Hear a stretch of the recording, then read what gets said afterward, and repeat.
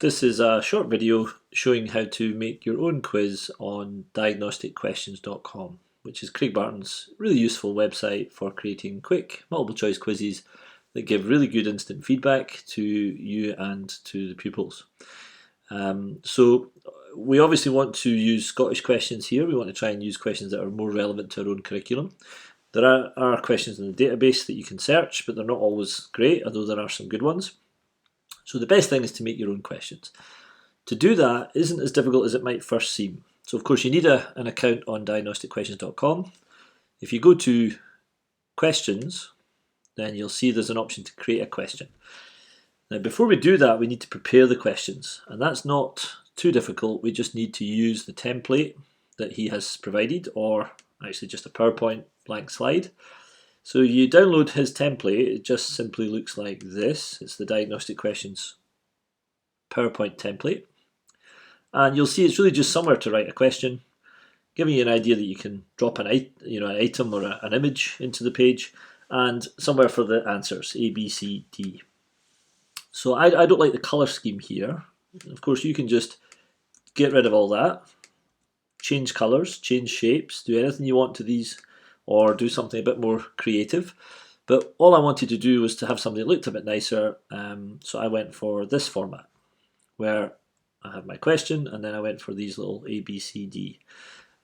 All we're going to do is take a question from a source, so that could be a past paper, or it could be, in this case, multiple choice questions at Higher Maths.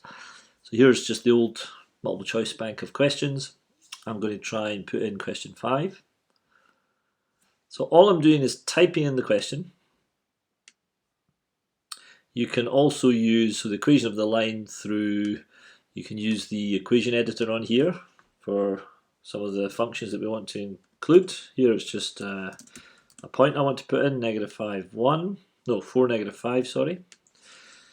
4, -5.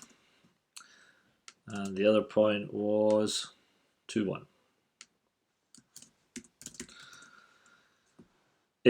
So the question really is just which of these is the correct equation. Here I'm going to just insert an equation, so I can just copy that text box. So again, this is something that you'll all know how to do. I just want to see that it's not too difficult to do. And then what we're looking for, the first option here is y plus 3x equals 7. So I'm going to insert the equation. Y plus 3x equals 7.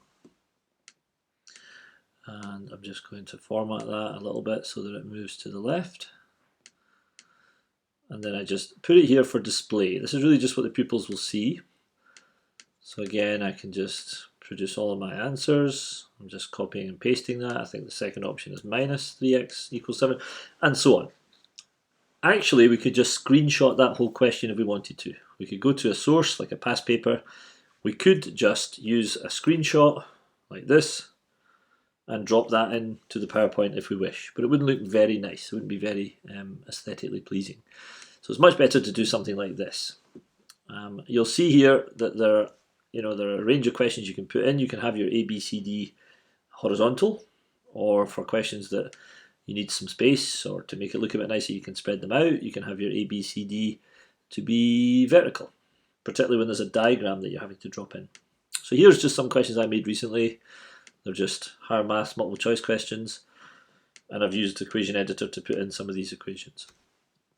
It's really just the image. So your PowerPoint template is just to make the image of the question. So assuming that I've got my 4 answers here, here they're all the same, but let's just assume we've got our 4 answers. We would make those questions one by one. So if you wanted 10 questions, you'd have to do that 10 times, but that only take you about 20 minutes or so. And it's worth the effort if you're going to use that for an assessment or for some learning in class. So we've made our quiz. Let me just remove that slide. So let's say we've got, 10 questions. Let me get rid of a few of these. So let's say you've made your slide, you've got your 10 questions. Of course, you can use this template again and again and again and just change the questions. What we need to do for diagnostic questions is we need to file, print, and we need to, not file print, file export. It's probably easier, and we want to export these as JPEG. So you change that to JPEG, you give it a name, so we'll just call this sample quiz. You choose where you want that folder to be saved. I'll just save it on my desktop. It's going to export as JPEG, and we just export. And that will tell you that the folder has been saved. You can then get rid of your template just now, get rid of your source. This is now all of the images that you need. In this folder, one by one, is just a JPEG of the question. And that's really all that we need. Now that we've done that, we go to diagnosticquestions.com, we go to questions, we click on create a question, and there's lots of ways to do that. All these things I've never used. There's probably ways that we can write our own question, but actually we're going to do it the simplest way, which is to insert an image. We're going to find the image, we're going to go to that folder, and we're going to insert image 1, slide 1. And if we do that, add to canvas, there's my first question. We just need to tell Diagnostic Questions what the answer is that is correct, so we choose the answer that's correct. I don't know what that one happens to be. We tell them that it's a maths quiz. We don't need to put in all this information if we don't want to. We can just create. And that's it. You've created your first question. If we go to My Questions, it will appear in your list of My Questions. In fact, there it is there. You'll see that I've created quite a few questions, so they all stay in here. That question is ready to add to a quiz. Of course, we want to make a few questions, so we create question again. We start again, we just add an image, find image. This could be any image, doesn't have to be done with this PowerPoint. It could be an image of a question, it could be a screenshot. Slide 2, open, add to canvas, there's question 2. Tell Diagnostic Questions which answer is correct. That's probably wrong. Give a bit of information if we wish, and then create. And I've now created 2 questions that are probably wrong. Now we can go to quizzes, and we're going to create a quiz. In fact, no, we'll go to questions. I apologise. We'll go to questions. We can now go to My Questions, and we can select the questions we want to put into a quiz. So you'll see at the top, 0 questions are selected. Sometimes there's actually questions in there already. Let me just explain that. So let's say that I happen to have previously put 3 questions inside there. It is the case that sometimes when you go to questions, those previous questions are still there. So actually, what I would suggest you do is go to Create Quiz, clear the deck by selecting All, pressing the red cross, and you will have a clear deck ready to start again. Back to List. We're going to go to Questions, My Questions, and then once you've created these questions, they'll all appear here. You can start to add them to your quiz.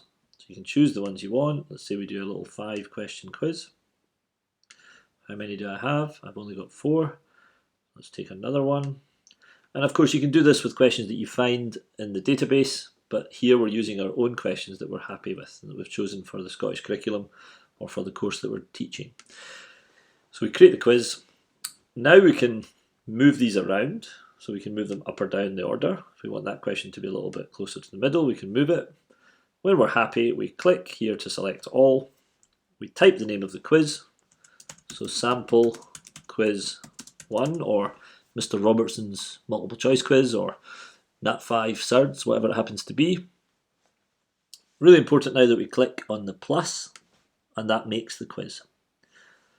So it will be in My Quizzes, but it's probably easy just to click on that now, sample quiz.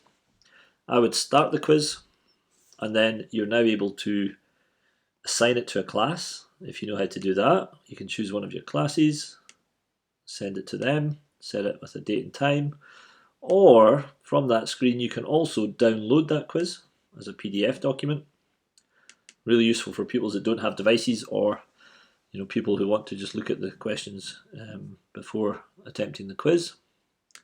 And you can share that quiz. So if you click on share, you need to move down. It looks like it's not doing anything, but it is. You can copy that link, and you could now send that to a colleague with a PDF of the quiz and say, here's my Diagnostic Questions quiz, and they would be able to click on the link and open the quiz, and then set it to their own classes.